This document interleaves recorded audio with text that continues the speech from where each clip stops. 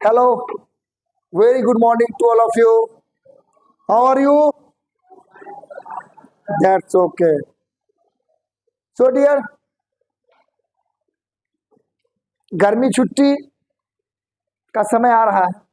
कुछ दिनों में गर्मी छुट्टी हो ही जाएगी। फिर भी ये पूरा महीना तो आपको क्लास करना ही पड़ेगा। आपकी गर्मी छुट्टी में भी पॉसिबल है 25 के बाद, देखते हैं कैसा वेदर होता है। अदरवाइज 1 या 2 जून से तो हो ही जाएगा। तो टेंशन नहीं लेने का, एंजॉय करने का, पढ़ाई करने का।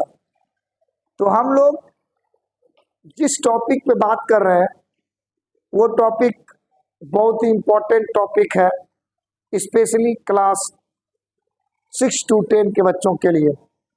अगर इस टॉपिक पे आपका कमांड है तो you are the best in science कहलाओगे। देखो, टेम्परेचर का इफेक्ट ये जानना जरूरी है। इफेक्ट ऑफ टेम्परेचर, आप लोगों को पता था कि टेम्परेचर क्या था? The degree of hotness and coldness. तुम समझ रहे हो? The degree of hotness and coldness is called temperature. तुमको याद भी होगा, मैंने कहा था कि हम लोग 3 तरह का डिवाइस यूज करते हैं। हम लोग 3 स्केल्स, अभी जो यूज हो रहा है 3 स्केल यूज हो रहा है टेम्परेचर को मेजर करने के लिए। पहला degree Celsius scale, kelvin scale और फ़ारेनहाइट स्केल। कौन कौन सा स्केल है एक बार और बता? डिग्री स्केल, डिग्री स्केल याद रहेगा? तो डिग्री स्केल शुरू कहां से होता है और लास्ट कहां पे होता है? इसका मतलब क्या हुआ? वाटर का फ्रीजिंग पॉइंट डिग्री में क्या होगा? वाटर का फ्रीजिंग पॉइंट डिग्री में क्या होगा? हाँ, जोर से बोलो। 0 डिग्री। और वाटर का बॉइलिंग पॉइंट क्या होगा डिग्री में? 100 डिग्री। Very good. अब बात करते हैं केल्विन स्केल की। केल्विन में फ्रीजिंग पॉइंट क्या होगा?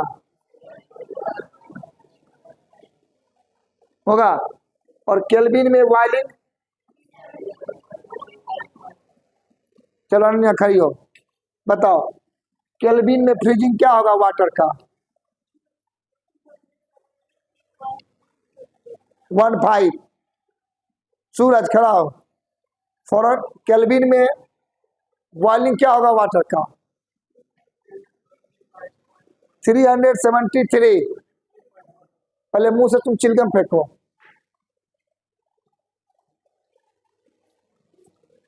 बैठो। अब सोचो कितना बकलोल बच्चा है, यहाँ पर पढ़ाया गया है, फिर से उसको रिपीट करवा रहे हैं तो 375 कहता है। गजब।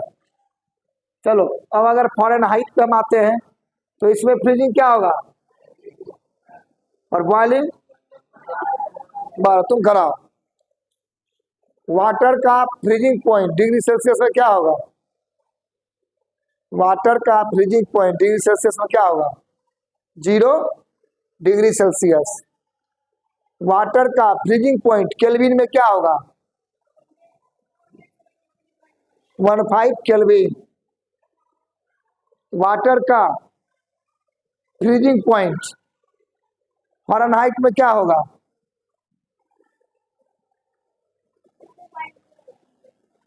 वाटर का फ्रीजिंग पॉइंट फ़ारेनहाइट में क्या होगा? खराब हो, गलत है तुम्हारा। 32 डिग्री फ़ारेनहाइट। उसके कान में बताओ। अपने भाई के, छोटा है तुम्हारा भाई, बता सकता है। तो तुमको यहाँ लिखे हुए थे ना, कहाँ ध्यान रहता है तुम्हारा? ध्यान दो, तुम तो अच्छा लड़का है। ठीक है। उसी तरह से दिल्ली सेट, बताइए वाटर का फ्रीजिंग पॉइंट, बॉइलिंग पॉइंट क्या होगा डिग्री सेल्सियस में? 100 डिग्री। सोनू दा खड़ा हुई है। वाटर का फ्रीजिंग पॉइंट क्या होगा फ़ारेनहाइट में? वाटर का फ्रीजिंग पॉइंट क्या होगा फ़ारेनहाइट में? हाँ, तुमको बर्बाद कर दिया, पता है कौन? शिवम। और मुकुंद, समझा? तुम दोनों के चक्कर में खत्म हो गए। अब बताओ अनन्या, तुम बोलो वाटर का फ्रीजिंग पॉइंट क्या होगा फ़ारेनहाइट में? वाटर का फ्रीजिंग पॉइंट क्या होगा फ़ारेनहाइट में? कहाँ ध्यान रहता है तुम्हारा? यही पढ़ती हो? 32 होता है ना, उस समय से समझ में नहीं आ रहा बात को? बैठो, खड़ी हो। वाटर का बॉइलिंग पॉइंट क्या होगा केल्विन में? वाटर का बॉइलिंग पॉइंट क्या होगा? Boiling point? हाँ, 373.15 केल्विन। तुम देख लो सोनू को तुम दोनों कहाँ तक पहुंचा दिया है। ठीक है, यही दोस्ती होती है। दोस्ती का मतलब होता है बच्चे को बर्बाद होना। अच्छा सुनो, बहुत आगे तुम जा रहे हो, बताओ ना। यानी फ्रीजिंग पॉइंट कहां से शुरू होता है? 0 degree Celsius, 32 degree Fahrenheit and 273.15 kelvin. और बॉइलिंग पॉइंट कहां शुरू होता है?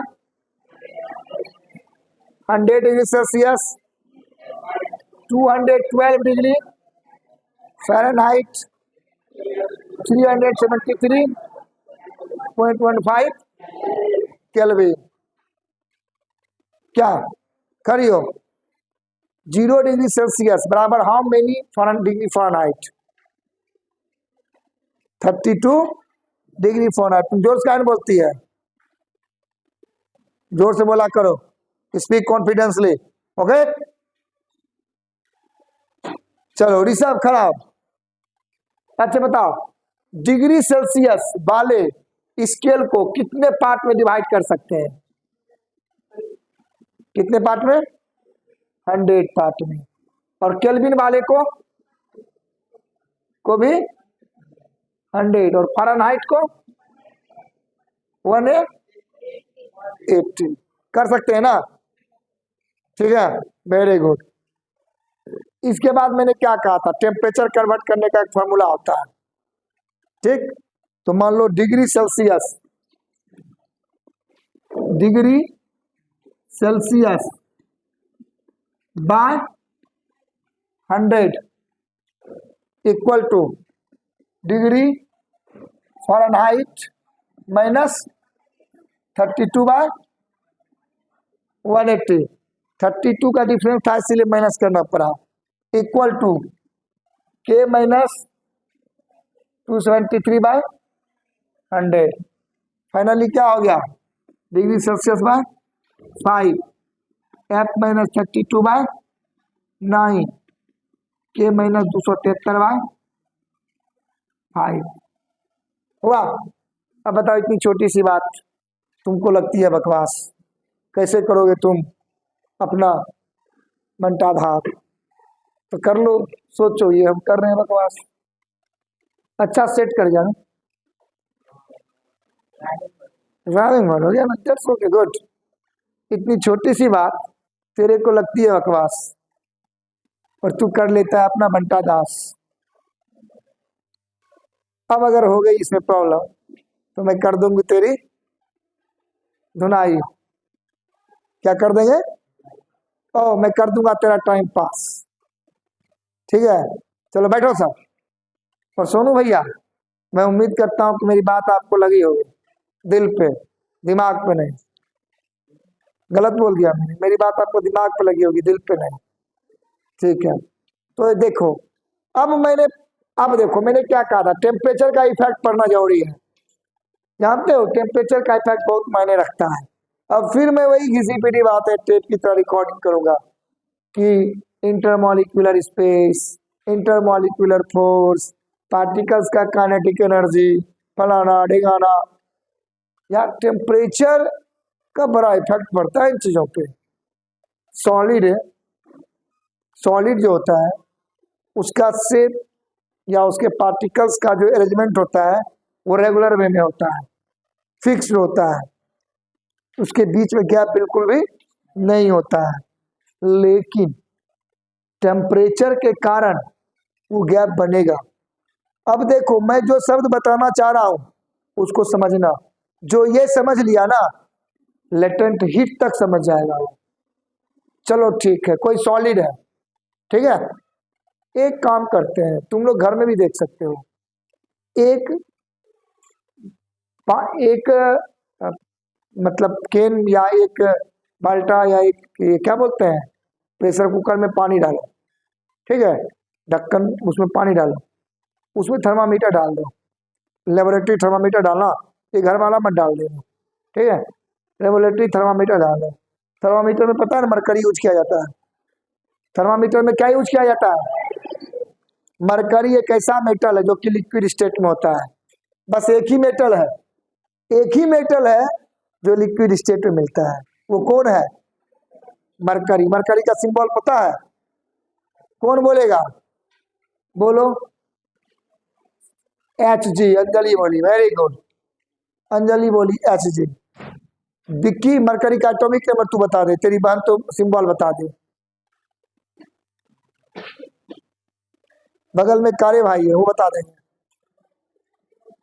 ना। कारे भाई, कोई बच्चा? Very good. बाहर है मनीष, सॉरी सन्नी, मनीष का बेस्ट भाई, हिला दिया तो, वेरी गुड। देखो, जैसे सोडियम का सिंबल क्या होता है? N, atomic number 11। हीलियम का symbol H, atomic number 2। Sodium में इलेक्ट्रॉन कितना होगा? प्रोटॉन कितना होगा? इलेक्ट्रॉन कितना होगा हीलियम में? प्रोटॉन कितना होगा?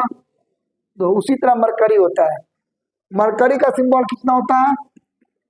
H G. एटॉमिक नंबर कितना होता है? 80।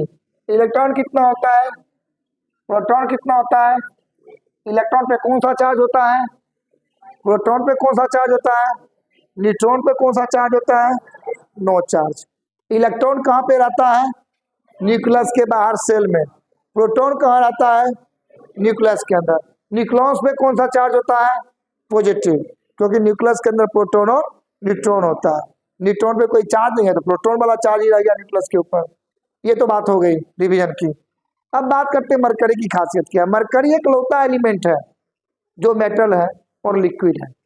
मरकरी एक ऐसा मेटल है जो कि लिक्विड है, केवल मरकरी ही है।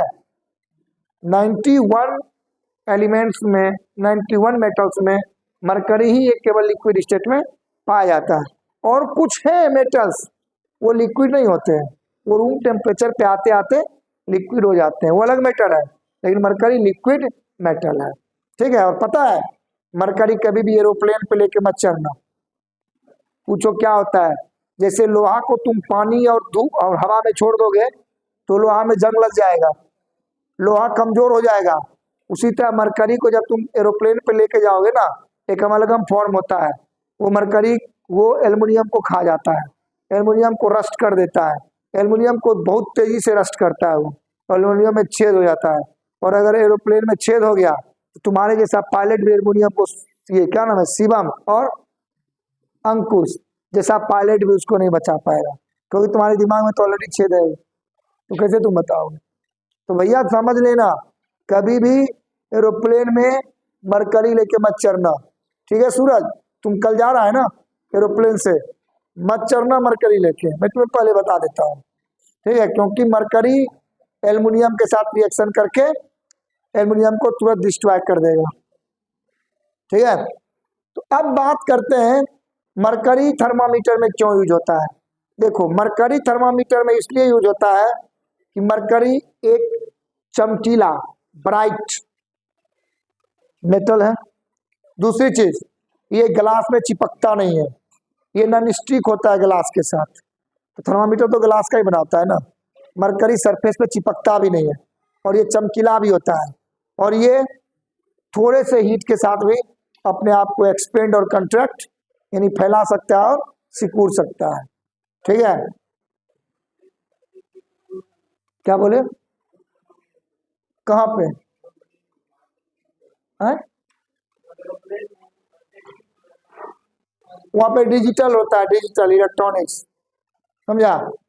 बहुत अच्छा क्वेश्चन था कि एरोप्लेन पे टेम्परेचर नापने के लिए क्या यूज करते हैं, वहां पे डिजिटल थर्मामीटर होता है, वहां पे मरकरी की जरूरत नहीं पड़ती है।